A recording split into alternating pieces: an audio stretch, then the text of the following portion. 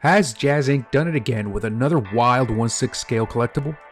Even at 43 inches or 109 centimeters long, is this massive 1989 Batmobile model worth its price tag? Let's take a quick look at the pros and yes, a few cons. Let's talk pros. This is the most accurate 89 Batmobile model in any scale, except maybe life-size replicas, but probably even then. The proportions actually match the original prop, unlike other models on the market.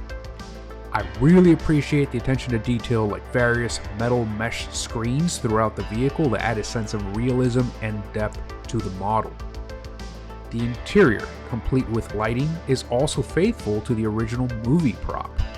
Speaking of details, even the tire thread pattern and Mickey Thompson lettering along the wheel sidewalls are accurate to the wheels used on the movie car, down to the different letterings between the front and back wheels.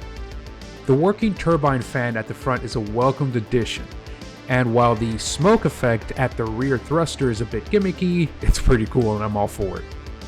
And last of the pros, the paintwork is impressive. It is leveled with a near mirror finish across a semi-gloss black paint with very subtle hints of green and what appears to be a very fine metallic flake. And that'll be our segue to the cons, where I have to mention the paint. Yes, the paint is both a pro and a con. While I love it, it doesn't seem screen accurate to me. The on-screen cars seem to have a more satin finish that may have ultimately been more appealing to some. Despite this, yes, I think it still remains the most accurate model to date. Next con. The included sound clips are a mess.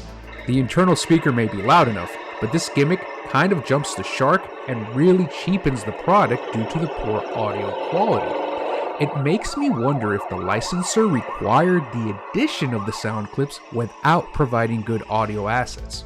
I don't know. Anyways, this one has a very simple fix. Never press buttons 7 through 10 on the included wireless remote. And what's up with the lack of instructions? The one page doesn't even cover the filling of the water reservoir for the steam smoke effect.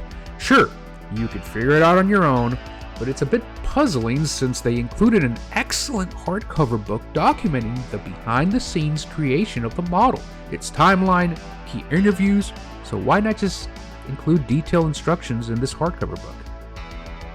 And the last con is the big one. Yes, it's the mold sinks.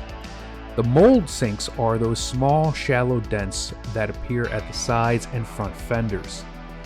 For me, these mold sinks aren't a deal breaker, honestly, but I'd also be lying if I said they didn't bother me. While some may see this as a nitpick, given the scope and overall goal of this model, this should have probably been worked out and fine-tuned at the mold creation phase before JazzInc moved to full production at the factory.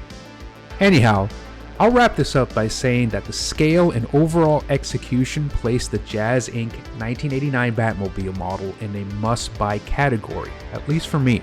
If you're in that niche that likes 1989 Batman, you're a car enthusiast, you absolutely need the most accurate scaled model available and have the available hefty funds of $1,500 plus shipping, but you didn't get one of these, I think you may have missed out.